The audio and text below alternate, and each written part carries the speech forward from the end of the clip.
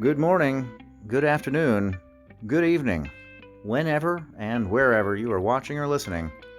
This is the Holistic Monitor, and I'm your host, Nick Sconia.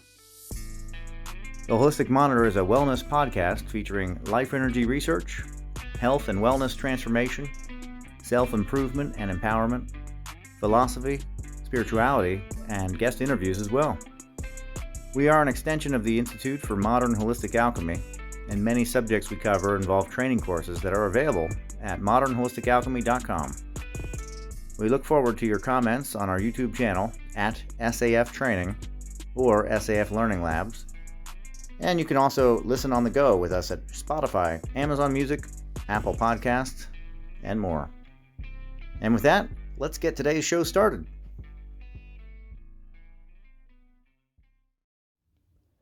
So today's episode is all about meditation and empowerment. We are covering it through the lens of the Mayan system and the letter G. And we're going to be utilizing a Mayan mantra. Most of my shows are an intro of sorts into various systems, offering a holistic perspective. We dive into the realm of concept, idea, and look to unify it with the physical, or the mass. Through philosophy and life experiences, our goal is to arrive at a hermetic or holistic view. So today we're going to touch on mantric or verbal meditation, setting an intent, and guiding ourselves towards our power. Our heightened vibration through mantric meditation can also empower us with vitality and a sense of purpose, and align us with the universal or eternal energies all around us. Hopefully, we come away with a better unified understanding of the Mayan system and of ourselves. I would love to hear your stories and experiences as well. We can all learn from each other and what we have discovered, and through the wonderful portal that is the internet, we can break bread along the way to hear of your journeys. The first show I did on astrology and life cycles, I asked for feedback on your personal experiences involving life cycles that you may be aware of. I've been working on understanding my own cycles as part of my attempts to know thyself, as the saying goes, and have utilized concept-heavy applications such as astrology, numerology, to discover some pretty potent and enlightening cycles. This is from my perspective and for my own path. You do you and report back to us and let us know how it goes for you, okay? All right. So here is Michelle Finley, who was kind enough to drop us a voice message after that episode on astrology and life cycles, and recently purchased the Spiritual Alchemist Standard, the Prometheon. Thank you so much for that, Michelle. And here's what you had to say. I like the episode, Nick, and I wanted to say that there's a book I love called Living with the Himalayan Masters by Swami Rama, and he has a story in there about his appointment with death that astrologers had predicted when he was young, and he did not actually die on that day. And I feel that there's always room for divine intervention or something mystical, even if we do have an appointment with death. Wonderful. Thank you so much, Michelle. What a great message and great recommendation as well. Contemplating fate, destiny, and free will. That's going to be an episode in the future for sure. Free will and the play on astrology. Someone's personal astrology chart aligns with a lot of destiny and a lot of fate, that someone has to live a certain way or be a certain way. That is what a lot of astrology does. It kind of tells you that you are these things, and that can rub a lot of people wrong. I find often that those that don't like to hear about themselves being a certain way are ones that want to exhibit more free will or do exhibit more free will in their lives. They don't like being told this, that, and the other. But in that, it's also likely written in their chart that they have a strong will. and maybe do not like to be told what to do. So one feeds to the next, and in the idea of having free will and thinking you're getting outside of the matrix of astrology or the matrix of the world that we live in, you may be exhibiting that very characteristic that is part and parcel to your predicament. Your free will is actually designed into your matrix. So is it a sense of having free will, or is it actual free will? That is a deep contemplation for sure. I thought about it quite a bit, and I know that in the oldest story written, or at least was the oldest story written, in Gilgamesh, there's a lot of discussion. Gilgamesh wants to ascend to heaven as a demigod, as someone, a king of a city in Acadia, I believe, born from a mortal mother and a celestial god. He feels that his divinity, his grace from the heavens outweighs his mortality, and he wants to rise up and ascend to the heavens and live amongst the gods forever in the stars. His story is a great story. If nobody's read it out there, you've got to read it. If anybody's read it, feel free to comment about it. It's one of my favorites, but it delves a lot into free will and destiny. He was destined to die a mortal life. Even though he was a king of a city, he still had to die in the world as a mortal. And through his persuasion and charisma, he attempted to find out how he could live forever, how he could ascend to the heavens. And if I am remembering correctly, I believe he succeeded in finding out that he is destined to live the mortal life, that fate and destiny do rule the day. That might also be in some Greek tales as well with the fates. You only have so much wick on your candle, and when that candle is done, it's done. So is it something that you can pry against? Absolutely. But in doing so, are you going outside of the realm of what you're already destined to do? Probably. That's one of those really tricky things. But I'd love to hear your comments out there on that as well. So going back, personal history for myself, I received my first Mayan Aztec almanac back in 1995.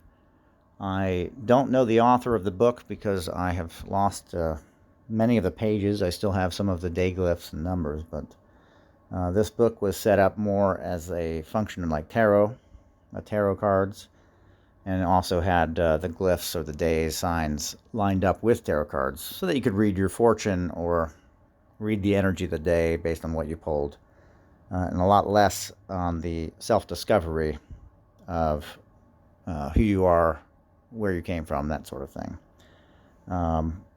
I started studying Western astrology back in 1994.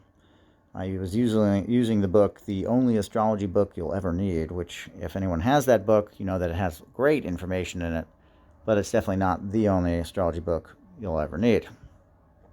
In 97, I got my first Ephemeris, which is just a book full of dates and planetary positions, just charts, just a long list of the position of the moon and what sign it's in. And I did hand-calculated astrology chart drawings and Mayan day sign drawings after I received my Mayan Pleiadian Cosmology book, which is written by Aluna Joy Yashkin. And I did a lot of charts for other people. I also did them for myself to investigate myself and learn about myself. And learn about the day. In astrology, you can kind of find what planetary influence is happening above you or, outside of yourself, and see how it's affecting you inside yourself. And the Mayan system also has that ability to do that. The Mayan Pleiadian Cosmology book is definitely aligned more towards self-discovery, learning who you are, what your paradoxes are, and gives a lot of great direction as to how you can work with that. Finally, with the Mayan, I started reading books by Humbat's Men, which is a Mayan elder who openly taught about the Mayan religion and linguistic studies of connecting words and phrases used by the Maya with various other cultures around the world. Kind of that unified culture theory.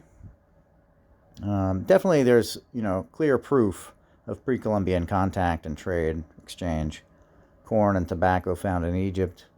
There's stories, I believe, in China of a Chinese monk that explored the Americas, came back with written lore about that in the 700 AD, very long time ago, which would have definitely been the Mayan time period. Really, there's a lot of great research out there which will really get you thinking. You can check out Graham Hancock's work for some really well investigative information and pull back that veil on history and show kind of a different take on what this world may really hold and our history in it. To start out with the Maya and their multifaceted and wide-ranging culture, it should be addressed that the Maya exist today and use a wide range of spiritual and religious practices, just like anywhere else in the world. We're focusing on the classic, the ancient Maya, the pre-Columbian or the pre-arrival of the Spanish, and what little has survived through codexes and spoken lore through the ages. What I'm drawing from is the 1986 book by Humbat's Men, which I encourage you to get. I'll have it linked in the description for you as well. In his Mayan Science Religion book, he goes into the words and phrases which seem to connect the Maya language to Greek, Hebrew, Hindi, and draws upon this connection to substantiate the concept of a unified culture in ancient lost history. Linguistics and DNA are a really good way to arrive at confirming data. One interesting connection, linguistically, for example, is the Mayan babal, which means confusion. And to speak in confusion is Babel-then. Very similar to Babylon, or the Tower of Babel in the biblical story, where everybody had a unified language, and then when the tower was destroyed, everybody's language went in different directions. Very interesting cross-correlation there. In today's episode, we're going to be looking at the letter G, the beginning of things. Think of it like the big G, as in God. Okay?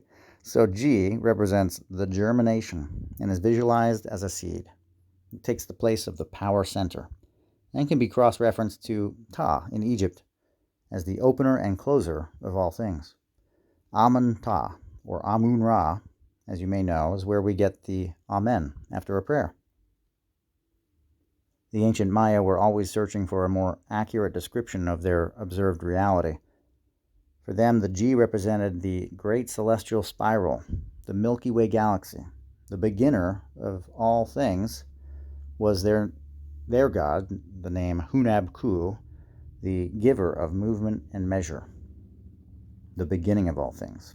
And 0, numerically, for them, had a known value, the source or the beginning. It was that germination.